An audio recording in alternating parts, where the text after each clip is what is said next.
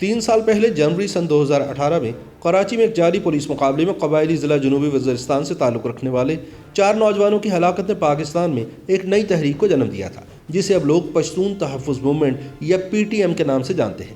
ہلاک ہونے والے ان 4 نوجوانوں میں سے ایک نقیب اللہ محسود تھا، جس کے قتل کا مقدمہ ابھی تک کسی نتیجے پر نہیں پہنچ پایا اور نہ ہی جھوٹا انکاؤنٹر کرنے والے DIG راؤ انوار کو سزا ہو پائی ہے۔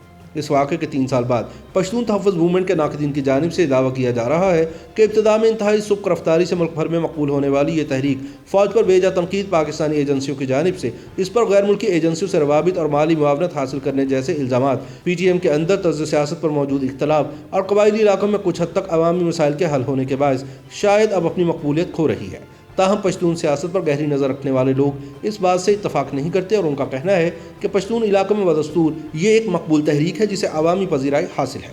PTM کی مقبولیت کے حوالے سے تجزیہ کاروں کی رائے جاننے سے قبل یہ جاننا ضروری ہے کہ تنظیم وجود میں کیسے آئی، گزشتہ 2 برس کے دوران کس انداز میں آگے بڑھی اور کیا وہ مقاصد حاصل کر پائی جن کا اعلان اس تنظیم کے وجود میں آنے کے وقت کیا گیا تھا۔ 13 جنوری سن 2018 کو کراچی میں ہونے والے پولیس مقابلے کے بعد اس وقت کے SSP ملیر راؤ انوار نے دعویٰ کیا تھا کہ قبائلی نوجوان نقیب اللہ محسود اور دیگر نوجوانوں کا تعلق تحریک طالبان پاکستان، لشکر جھنگوی اور داعش جیسی شدت پسند تنظیموں سے تھا اور وہ دہشت گردی میں ان قلعدم تنظیموں کی معاونت کر رہے تھے۔ اس پولیس مقابلے کے تقریباً 1 سال بعد انسداد دہشت گردی کی ایک عدالت نے پولیس مقابلے کو جعلی اور نقیب اللہ محسود سمیت 4 نوجوانوں کو بے گناہ قرار دے دیا تھا۔ نقیب اللہ محسود کی میت جب تدفین کے لیے جنوبی وزیرستان میں ان کے آبائی علاقے مکین پہنچائی گئی تو نہ صرف وزیرستان بلکہ ارد گرد کے قبائل میں بھی غم و غصے کی لہر دوڑ گئی۔ نقیب کی ہلاکت کے خلاف احتجاج کی قیادت جنوبی وزیرستان سے ہی تعلق رکھنے والے ایک نوجوان منظور پشتین کرنے لگے۔ منظور نے پہلے سے ہی محسود تحفظ موومنٹ کے نام سے ایک تنظیم بنا رکھی تھی، لیکن وزیرستان سے باہر نہ تو ان کی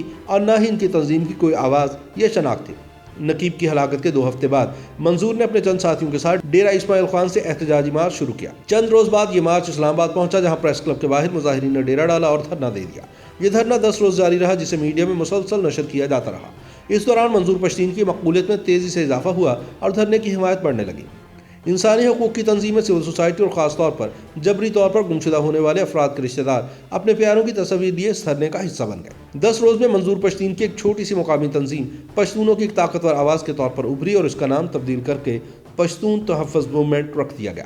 PTM نے ابتدائی طور پر 6 مطالبات پیش کیے، جن میں راؤ انوار کی گرفتاری، سابق قبائلی علاقوں سے بارودی سرنگوں اور فوجی چیک پوسٹوں کا خاتمہ اور لاپتہ ہونے والے پشتونوں کی برآمدگی اور قبائلی عوام کی ناموس کی بحالی جیسے مطالبات شامل تھے۔ ابتدائی دنوں میں PTM کے مطالبات کو سیاسی اور فوجی حلقوں میں کھلے دل سے تسلیم کیا گیا۔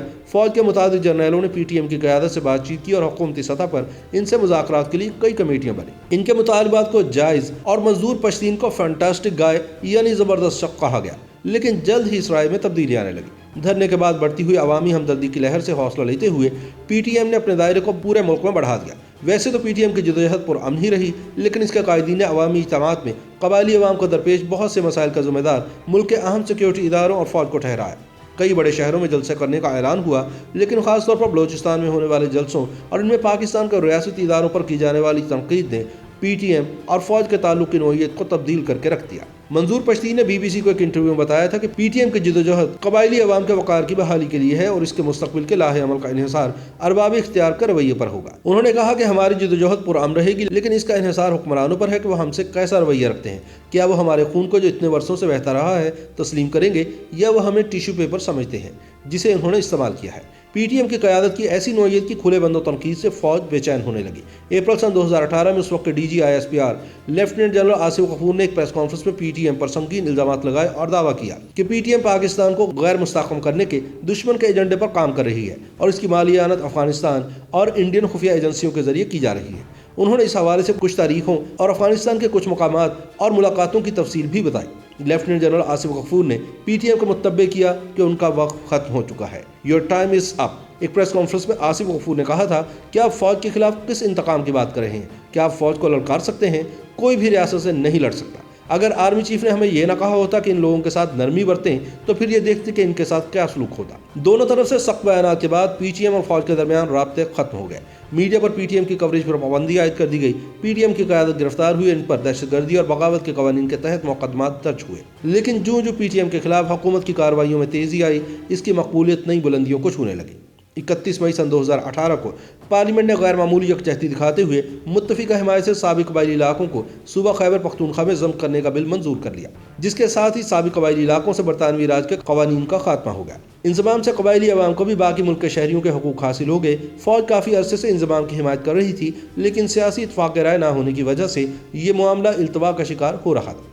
तज्ज़ियाकारों का ख्याल है कि कबायली इलाकों का इंज़माम PTM के दबाव का ही नतीजा है। इसी ने मुकामी लोगों के दरीना मुतालबे की तकमील में अहम किरदार अदा किया और इसी दबाव के बायस सिक्योरिटी इस्टेब्लिशमेंट ने मुखालिफ सियासी कुव्वतों को एक ही सफ़े पर लाने के लिए अपना असर और रसूख इस्तेमाल किया। कबायली इलाके के इंज़माम के 1.5 बरस बाद कुछ तज्ज़ियाकारों का ख्याल है कि PTM अब अपनी मकबूलियत खो रही है। पेशावर यूनिवर्सिटी के प्रोफेसर डॉक्टर हुसैन सोहरवर्दी भी उन्हीं में से एक है। वो कहते हैं कि मंजूर पश्तीन ने जो तहरीक शुरू की थी वो कुछ वक्ती मसाइल और सवालात पर मबनी थी और उनके तमाम मुतालबात जायज़ थे। अब फ़ौज समेत रियासत ने उन सवालों और मसाइल के जवाब दे दिए हैं। ऐसी तहरीकों में जब शिकायतों का अजाला हो जाता है तो वह दम तोड़ जाती हैं और PTM के साथ भी ऐसा हुआ। डॉक्टर सोहरवर्दी कहते हैं कि कबायली इलाकों की हालत को बेहतर बनाने के लिए हुकूमत की जानिब से जिस तेज़ी से मंसूबे शुरू किए गए हैं और वहाँ जिस कदर वसाइल मुहैया किए जा रहे हैं, उन्हें देखते हुए मुकामी लोगों का ख्याल है कि उन्हें हमेशा से जिस तवज्जो की ख्वाहिश थी वो अब उन्हें मौजूदा हुकूमत से मिल रही है, इसलिए अब वो धीरे धीरे मुतमईन हो रहे हैं। डॉक्टर सोहरवर्दी कहते हैं कि मंजूर पश्तीन की तहरीक किसी सियासी नज़रिए पर मबनी नहीं थी, जिसके कुछ मुतालबात थे। ये फितरी बात है कि जब मुतालबात ना रहें तो तहरीक में जोर नहीं रहता। डॉक्टर सोहरवर्दी का मौक़िफ़ है कि गैर मुल्की हिमायत के इल्ज़ामात ने PTM की मकबूलियत को नुकसान पहुँचाया। उन्होंने कहा कि अमूमन पाकिस्तानी सियासी इख्तिलाफ़ राय को पसंद करते हैं, लेकिन जब उन्हें शायबा होता है कि रियासत को गैर मुस्तहकम करने के लिए कुछ मामलात हो रहे हैं और दूसरे ममालिक मुदाखलत कर रहे हैं, तो ये पाकिस्तानियों को पसंद नहीं आता। शायद इसी तासुर ने PTM के साख को बुरी तरह नुकसान पहुंचाया। डॉक्टर सोहरवर्दी के मुताबिक PTM के अंदर ग्रुप बंदी से भी ये कमज़ोर हो रही है। वाज़ेह तौर पर PTM में 2 सोचें हैं। एक मंजूर पश्तीन है जो इंतखाबी सियासत पर हरगिज़ यकीन नहीं रखते, लेकिन इसमें अली वज़ीर और मोहसिन दावड़ जैसे लोग भी हैं जिन्होंने इलेक्शन लड़ा और पार्लिमानी सियासत के जरिए जदोजहद आगे बढ़ाने के ख्याल की हिमायत की। इस इख्तिलाफ से भी PTM को अहम नुकसान पहुंचा है। ताहम सियासी तज्ज़ियाकार रहीमुल्लाह यूसुफ़ज़ई का ख्याल है कि गैर मुल्की फंडिंग और मदद के इल्ज़ामात से गैर पश्तून इलाकों में PTM की साख को ज़रूर धचका पहुंचाया है, लेकिन पश्तून इलाकों में अभी भी इनकी मकबूलियत बरकरार है। यूसुफ़ज़ई कहते हैं कि मगरबी मुल्कों में PTM के मुज़ाहिरों में सरहद पार से पश्तूनों की खुलेआम शिरकत फ़ौज के गैर मुल्की मदद के इल्ज़ाम को कुछ हद तक वज़न तो देती है। और जिस तरह फ़ौज के तर्जुमान ने रेड लाइन्स को अबूर करने की बात की और कुछ मुलाकातों का हवाला भी दिया, इससे महसूस होता है कि फ़ौज के इल्ज़ामात बेबुनियाद नहीं हैं। ताहम उन्होंने सवाल किया कि अगर फ़ौज के पास ठोस सबूत मौजूद थे तो उन्होंने अब तक वो पेश क्यों नहीं किए, और इसके बावजूद कि PTM कहती रही कि इन इल्ज़ामात का सामना करने को तैयार है। और रहीमुल्लाह यूसुफ़ज़ई के मुताबिक PTM की मकबूलियत अब भी बरकरार है, ख़ास तौर पर पश्तून नौजवानों में। उन्होंने कहा कि अब भी पश्तून रैलियां कर रहे हैं, इन पर मुकदमात हो रहे हैं, जिससे जाहिर होता है कि तहरीक जिंदा है, खासतौर पर उन इलाकों में जो जंग से बहुत ज़्यादा मुतासिर हुए हैं। रहीमुल्लाह यूसुफ़ज़ई की राय में PTM को अपने असल मुतालबात पर तवज्जो मरकूज़ रखने की ज़रूरत है।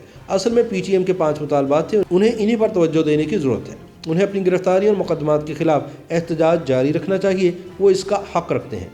लेकिन अगर वो असल मुतालबात से इनहराफ करेंगे और उन मामलात में शामिल हो जाएंगे जो इनसे मुतल्लका नहीं है, तो वो मुश्किल में रहेंगे। अगर वो पाकिस्तान में सियासी कुव्वत के तौर पर फलना फूलना चाहते हैं तो उन्हें कानून के दायरे में रहना पड़ेगा। YouTube पर गूगली न्यूज देखने के लिए youtube.com की सर्च बार में गूगली न्यूज TV टाइप करें। गूगली न्यूज के पेज पर सुर्ख रंग के सब्सक्रिप्शन वाले बटन पर क्लिक करना ना भूलिए। YouTube पेज पर अपलोड होने वाली वीडियोस से बाखबर रहने के लिए बेल आइकन पर क्लिक कीजिए। आपको हर नई वीडियो के बारे में नोटिफिकेशन मौसूल हो जाएगा।